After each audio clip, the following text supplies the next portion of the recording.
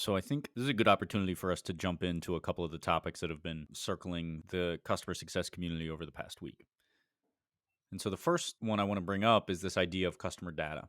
It appears you're hearing a good subsection of folks in the community try to elevate customer data in the conversation, right? If there's five or six things that a customer success team needs, and like, hey, look, the first one is CRM, maybe the second one is the customer success platform, Hmm. and so on and so forth. There's an argument being made, and I believe this is where I originally saw this was an article that They Said wrote. And of course they would, because they sell a customer data platform.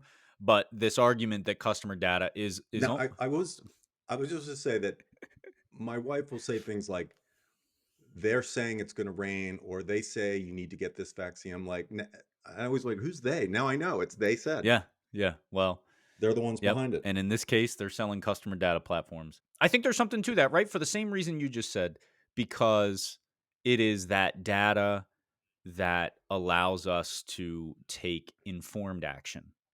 And that's, in my opinion, the only action that exists these days, right? Everything else is just hypothesized action. And there's really Right. no way for us to measure whether that was successful or not, because we don't know if the statement was true in the first place. So Right. you're not starting from a concrete point to try and measure what you're doing after the fact. Do you agree with that? Are you, in the conversations you have with customers, are you hearing the same thing, like data, data, data? No, but only because I'm not involved in any of Okay. that. I think that if first of all, I'll just comment that the people that they said, formerly Nuff Mm-hmm. said, are among those I think doing the boldest and most consistent job of elevating the dialogue of improving the brand of customer success, and how to do that by stop doing everything you're doing today and start doing things differently. Like, they had a whole issue of their magazine focused on customer success owning product market fit. Yep.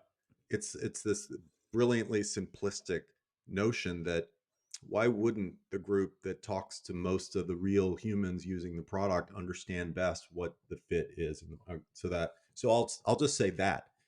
With that said, I wouldn't just agree with everything they said just because I like them. But I think data, yeah, I mean, I think data is unquestionably a way to balance out the human insight, human intelligence, with things that you can actually look at and say, oh my God, it's screaming at us from the data that this is an answer to the question we've been asking. Someone still has to make a decision on it after that. That's the Jeff Bezos thing. Like, we got all the data. I mean, someone's had a great idea, Amazon Prime. We should build that. Yeah. What's the business case? Some people said it's great. Other people said no.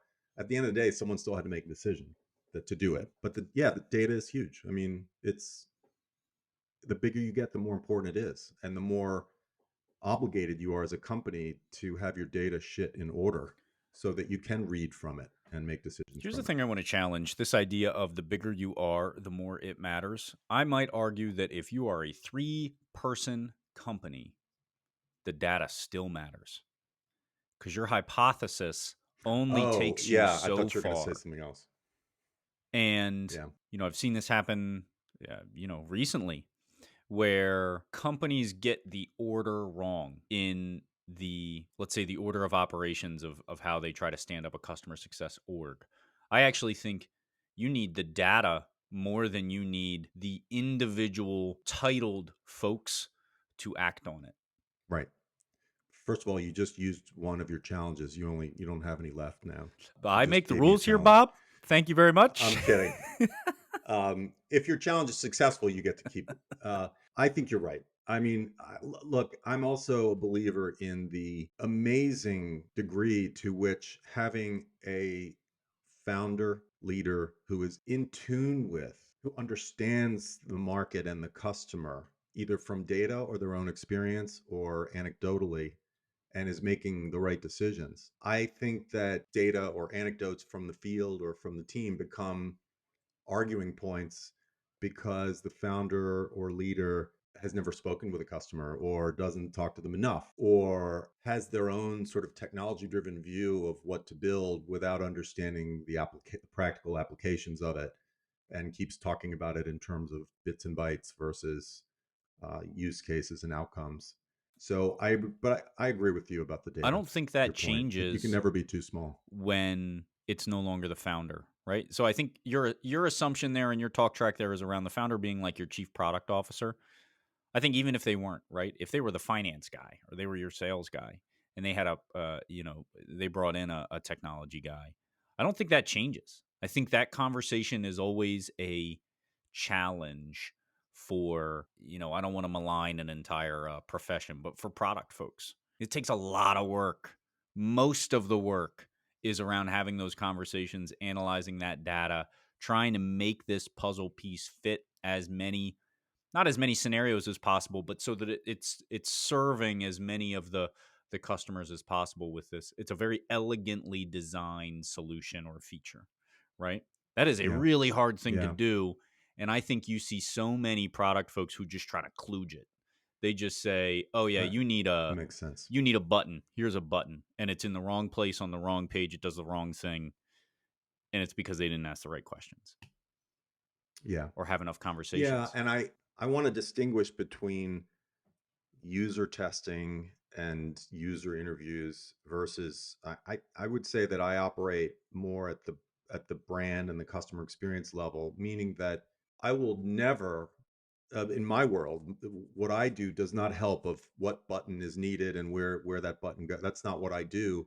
I'm really trying to understand what the vast majority of the customer's time is being spent on independent of the solution that we offer, because that's how you grow. Yes, there has to be someone focused on the product, of course. I mean, that I'm assuming that's happening, but I don't do product research for that reason, because the big gap is, if you're just doing product research, you're looking at the person as a user. And what I'm saying is, don't just look at them as a user, open the aperture to them to see their whole job, because there's gold there. And then to open it even further to understand their company's priorities and challenges, because that's the operating environment in which they exist. And they have to tie what they're doing ultimately to something that the company needs to get done. And that's where the conversations that I do are helpful. I am, by definition, I'm not in the quantitative side of things. I would never look. I don't need to look at product usage data or heat maps to understand anything. What I do can be blended with that information. So I just want to be clear that I operate in a way that I may not be able to answer the stuff you're talking about in an authoritative manner. I have my own. Well, so no, but I think you did answer it. I think you did, and maybe you didn't realize it because I would agree that a good CSM is not having that conversation either. I think they put a product person in a room, so to speak, with the person from the company who can answer that question. Maybe it's a group of them, right? Maybe it's users, maybe it's a manager, I don't know. And they have that conversation. I don't want to be responsible for asking the questions that inform the product guy how to build the product. I believe, Yeah, and I believe I am aligned with what you're saying. Customer success should understand the overall business model, the strategy, the direction, and try to maintain as much alignment, as much overlap as possible between my company and my customer's company. yeah, I think that's well said. I guess I'll add one thing, and that is, I think there's too much of a vendor's attitude saying, we need to know what to build. Customer, tell us what we should build, as opposed to, and that's not their freaking job. Mm-mm. That's not the customer's job. We're supposed to be really good at understanding what they're trying to accomplish and then building something accordingly. And Yeah. that's why I think what I believe based on my work is, customers are experts in their job, not our product. They don't want it. No one ever said, I want to grow up to be a software Mm-hmm. user and become a power user. Mm-hmm. I don't think that's a job people aspire to. I think it's a role that they're thrust into, which is why when you ask about their job, their broader job responsibilities and their company, they open up and they talk to me 80% of the call, or 85%, because you're asking about what they're experts in and what they're comfortable talking about. When you start asking for feedback on what you're doing and how it works and all that, and sort of our side of the fence, it's more of a chore for them. That's what I think happens, and I think it fits into that comment I made at the start of that point, which is just that we're let's not ask customers to do our jobs for us too much. They got a lot to do. Let's not ask them to tell us what to build. Remind me, did I win my challenge? Okay, Yes. great. So I'm going to challenge you again. I don't. It doesn't matter whether you did or not. I'm going to Yeah, say yes because because I want you to I'm the have another boss. one. Well, Yeah, yeah, it's your thing. You can edit it however you um, want. I think I would add a small wrinkle to what you just said. I think you can ask whether your product is serving their needs, but I Yeah, think you have to meet them there. You don't get to say, hey, does this feature work for you? You have to ask the question through the lens of what their daily workflow is. Hey, so I know you do this, this, and yeah, this. And it's my understanding or my theory that it's at this point you would use my product to streamline this workflow. Now we've designed this to do blah blah blah blah blah. Do you find that it's saving you yeah, time? yeah. Well, yeah, I think that's. By the way, I think that's a bit too leading of a last piece of the question. Do you find that it's saving you time? But yes, um, Well, but I I want a good I would answer, say right? that so challenge accepted again. You win. You keep your challenge. Ask as many challenges as you want at this point. But I think that the customer is more likely to engage effectively in that part of the conversation if the first part of the conversation was exclusively about them and their world without Yeah. continually pivoting to like, oh, well, if you said that, let me throw this at you. Instead of just let them play it out, you're disarming them, and you're basically teaching them that you are not just another CSM at another vendor who is trying to walk you through a checklist of things in a slideshow. Instead, you are curious about them. And that's what makes the part of the conversation about the product the most effective, is because they feel like, okay, you asked about me, now you can ask about you.